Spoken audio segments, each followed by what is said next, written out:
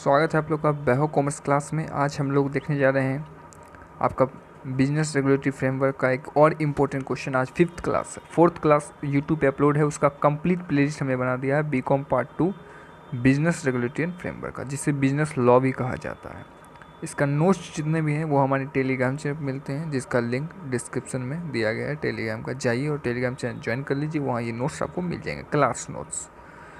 तो आज हम लोग समझेंगे what do mean by consent and free consent. Consent क्या होता है एंड फ्री कॉन्सेंट क्या होता है। देखिए, कॉन्सेंट का मतलब होता है कि सामने वाला मतलब कि मैं आपको कैसे समझाऊं कि कॉन्सेंट मतलब क्या होता है, आप समझिए। सिंपल वर्ड में बोलूँगा, सामने वाले की सहमति।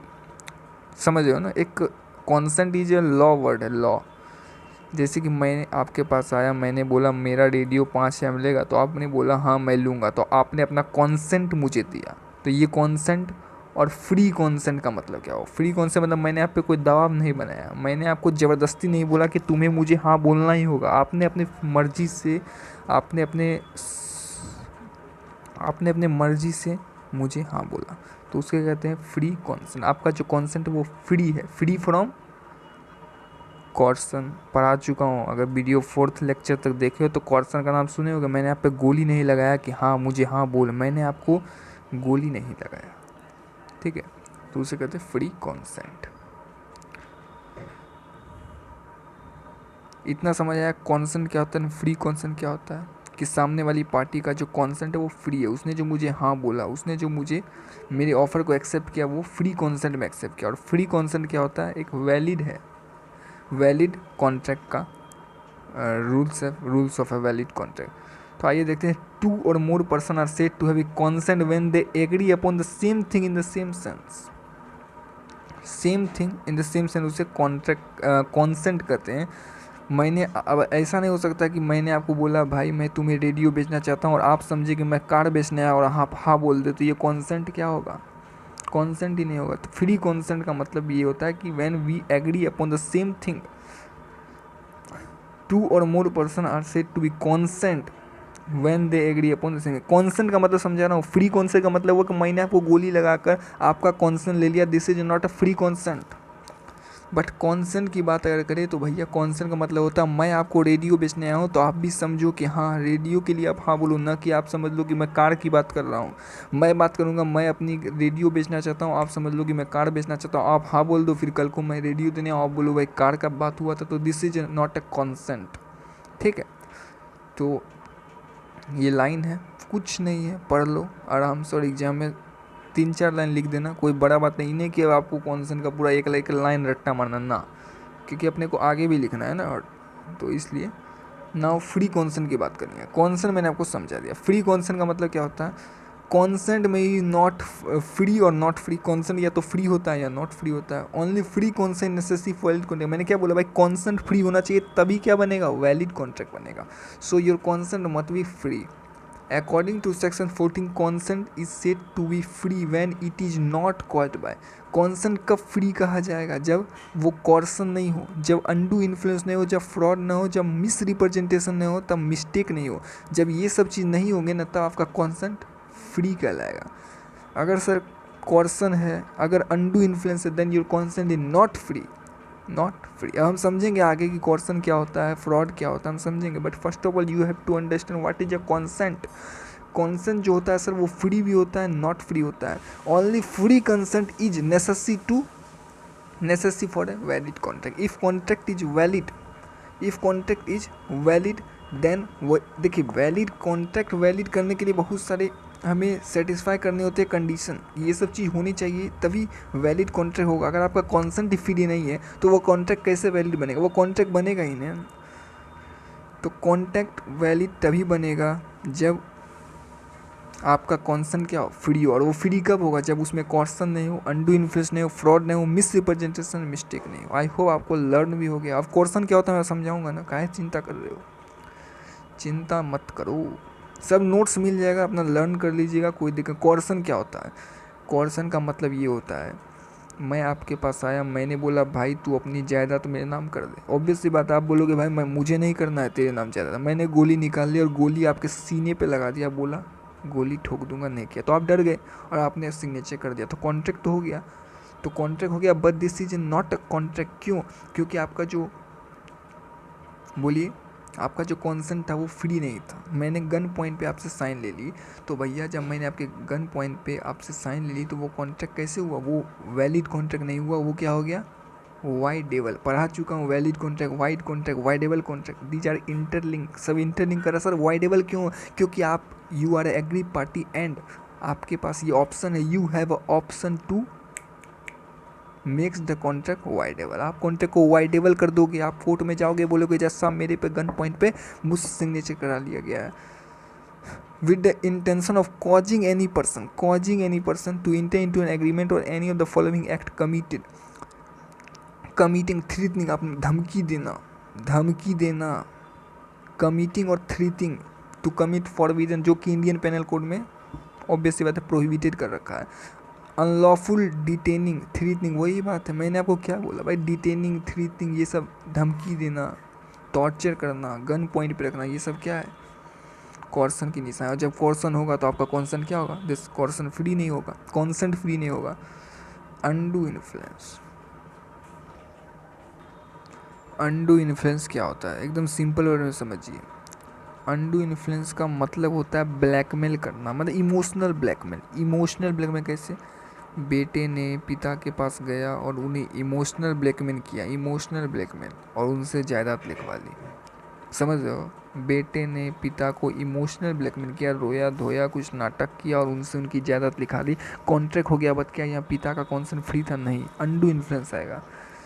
क्यों? पिता ने अपने मर्जी से तो उसके नाम जायदाद नहीं की ना, उसने अनडू इन्फ्लुएंस, इमोशनल ब्लैकमेल किया। ये देखिए क्या लिखा हुआ है, a contract is said to be undue influence when the relation, obviously बात है फादर और सन का रिलेशन है, subsisting between the parties are such that one party is in position to dominate the will of other.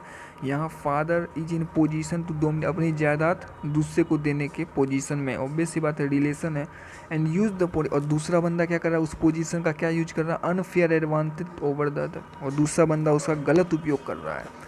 जायदाद लिखवा ली, लेकिन father का consent free नहीं था। फादर का कॉन्सेंट क्या था? अनडू इन्फ्लुएंस था। और when there is undue influence then consent is not free. Undue influence आने से क्या हुआ? कॉन्सेंट फ्री नहीं था, तो ये कॉन्ट्रैक्ट वाइडेबल हो जाएगा। समझ में आ गया ना? तो सर कैसे याद करेंगे? बस बस बस, समझ गए? कुछ है नहीं ना। When there relation subsisting between party in the one party is in position to dominate the will of the will, मतलब जायदाद, विल मतलब जायदाद, and other party used to obtain the unfair advantage over the other. ठीक है। Fraud क्या होता है? अब इसमें क्या बोलना भाई, फ्रॉड कर लिए ना, फ्रॉड से हमने अगर आपके साथ कॉन्ट्रैक्ट कर लिया, अगर फ्रॉड से कॉन्ट्रैक्ट होगा तो वो कॉन्ट्रैक्ट कभी फ्री कॉन्सेंट कराएगा नहीं। फ्रॉड का मतलब क्या होता है? Include any of the following act committed by party, कोई पार्टी अगर इस तरह का एक्ट करती है, मतलब कि सजेशन और fact that is not true by one who doesn't believe it to be true. Fraud का मतलब क्या हो? मैंने गलत फैक्ट बताए, गलत चीज़ बताया और आपसे कॉन्ट्रैक्ट कर लिया, तो ऑब्वियस सी बात है कॉन्सेंट फ्री कहाँ से हुआ? A promise made without intention to perform, मैंने आपसे प्रॉमिस कर लिया मैं ये काम करूँगा, आपने मुझे बोला मेरा ये काम कर देना, मैंने बोला ठीक है कर दूंगा, कॉन्ट्रैक्ट हुआ, बट यहाँ पर मैंने, मेरा इंटेंशन ही नहीं था उसे करने का, तो मैं फ्रॉड कर रहा हूँ ना, तो वो कॉन्ट्रैक्ट वैलिड कैसे होगा? फ्री कॉन्सेंट नहीं होगा। Any act that forfeited to deceive, अरे कुछ एक्ट ऐसा किया गया जिससे आपको कष्ट पहुँचे। एनी एक्ट ओमिशन, जो कि लॉ ने ही जिस एक्ट को क्या किया है? फ्रॉडलेंट बता दिया। समझ गए ना? आई होप समझ में आ गया होगा। Misrepresentation, misrepresentation, a representation is a statement of fact, misrepresentation is a statement of fact, यहाँ मिस रिप्रेजेंटेशन लिखाएगा।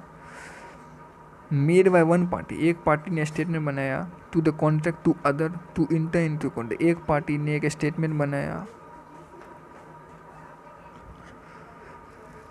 मिस रिप्रेजेंट, एक पार्टी ने स्टेटमेंट बनाया कॉन्ट्रैक्ट करने के लिए दूसरे पार्टी से, बट मिस रिप्रेजेंटेशन मतलब उसका इंटेंशन नहीं था फ्रॉड करने का, उसका इंटेंशन था, बट मिस रिप्रेजेंटेशन मतलब होता है कि उसे लग रहा था सब सही है तो वो आ गया इंटर करके, बट असली में वो सही था नहीं। वो चीज़, जिस चीज़ पर वो कॉन्ट्रैक्ट करना चाहता था उसे लगता था वो सही है, बट वो चीज़ सही नहीं था, उसे क्या कहते हैं? Misrepresentation. तो यहाँ भी कॉन्सेंट कहाँ फ्री हुआ बताइए?